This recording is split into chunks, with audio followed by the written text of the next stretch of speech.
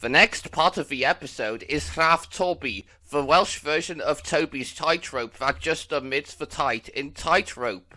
After the incident at the level crossing, Mavis felt so doubtful, just as Percy was about to raise her spirits. She still calls Toby a fusspot when Percy tells Mavis that he knows more about trucks than she does, before he then takes his trucks to the harbour. Mavis then had to make several journeys to put the trucks in correct places. She then has a plan to make the work easier if she used a small part of Toby's line to her driver, to that he agrees, suspecting nothing so far as the first level crossing. Just as the weather changed, Mavis takes long trains that she must go beyond the level crossing. She then asks the trucks to bump her when she's at the level crossing, but things don't work out as planned as Toby has taken her trucks and bump him instead, which leads him to a wooden bridge that had been collapsed due to the melted ice, and just when he stopped, he is still on the rails, treading on them like he's on a tightrope. Mavis was horrified of this and came to his rescue. She successfully pulled Toby from the bridge to safety and apologizes to him for what she did. The Fat Controller hears this and congratulates her for her bravery, and Mavis asks if she can use Toby's line and let the tram engine show how work should be done. A satisfying conclusion to the two-parter where we see Mavis go from a naive and careless engine to a responsible and noble engine, as seen in later episodes she appears in. Not to mention, this episode is what introduced me to the iconic runaway theme that's been present throughout the classic years of Thomas. After that is the 16th episode on this tape, A Fire, the Welsh version of Edward, Trevor and the Really Useful Party, which translates to The Fair. An episode focusing on Edward this time around, and we see that his old friend Trevor the Traction Engine is telling him that the vicar is organising a garden party to a seaside trip for the children, as we all know that's Trevor's primary job to do that. But the next day, however, Trevor told Edward that the vicar had been so busy preparing for the party that he forgot to put posters up. Luckily, Edward suggested that he should have posters on him and his coaches, so they could attract guests to the party. And I didn't even bring this up, but this dub strangely and uniquely translated most of the signs from the original, as it's potentially the first international dub to do so. The idea sounded great to the Fat Controller, and everyone attracted to them and attended the garden party. We then see Bertie mocking Trevor for being out of date and that a bus like him is real fashioned. Despite this, Trevor ignored his nasty comments. When the day of the party arrived, Trevor stayed carefully on the road as it had rained last night.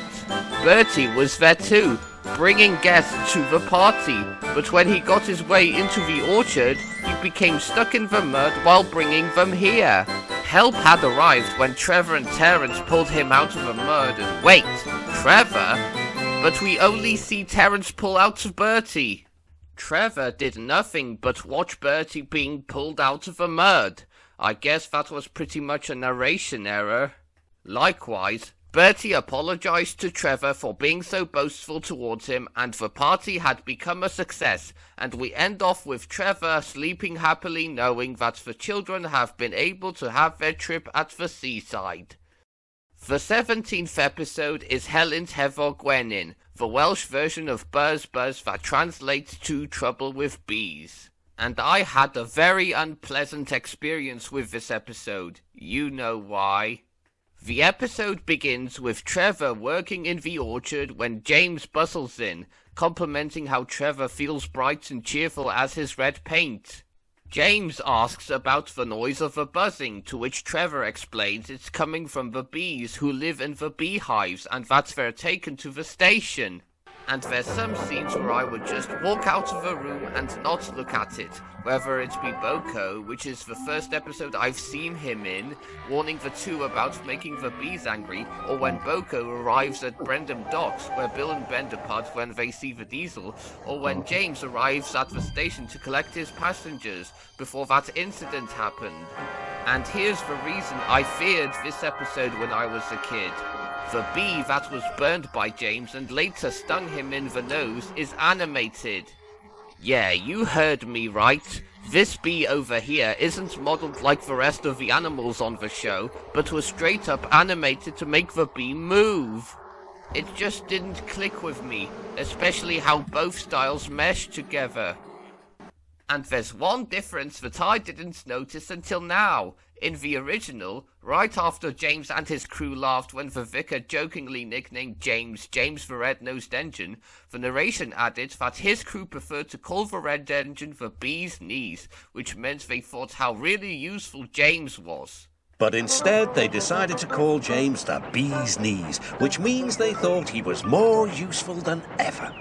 But in the Welsh dub, Ogwen said absolutely nothing and just showed James puffing through a bridge by the waterfall.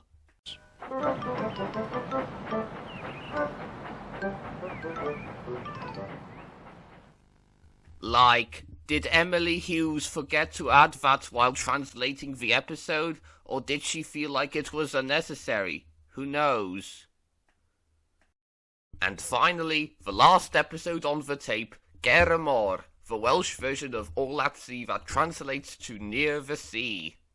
Here we have the third episode focusing on Duck as we see him working at the harbour with Percy, much like he did 10 episodes earlier.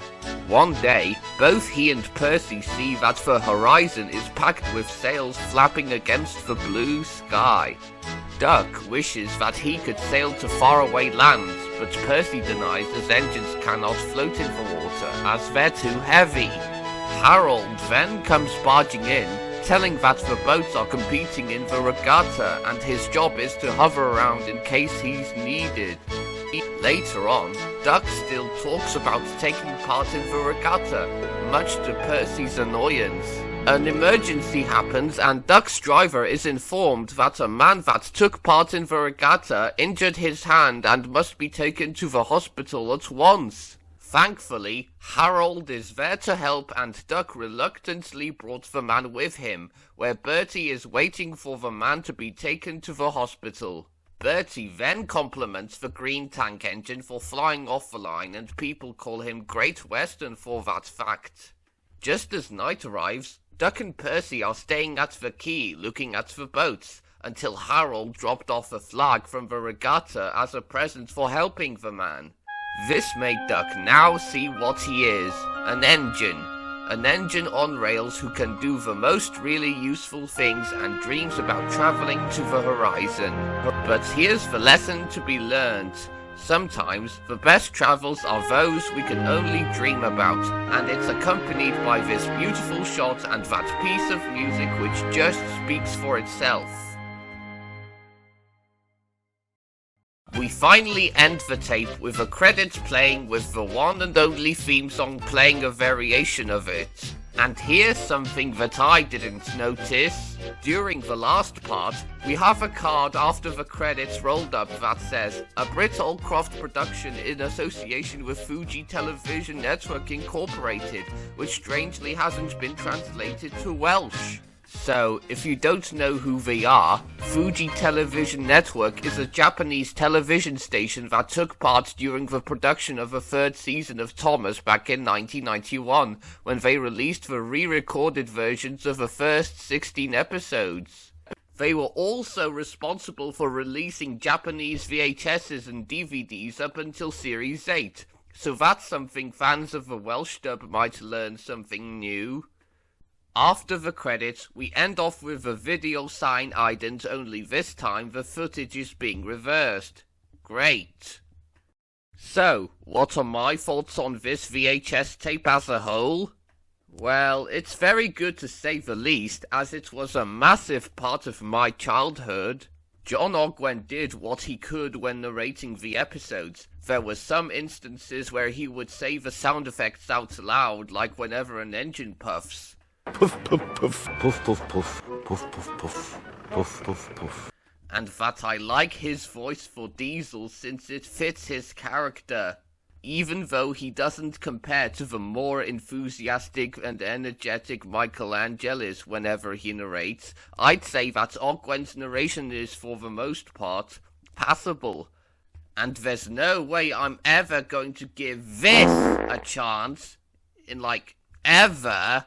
So, join with me next time as we take a trip to a farm in Wales where a friendly red tractor resides there and see what adventures he has in the next VHS tape I'm going to be talking about.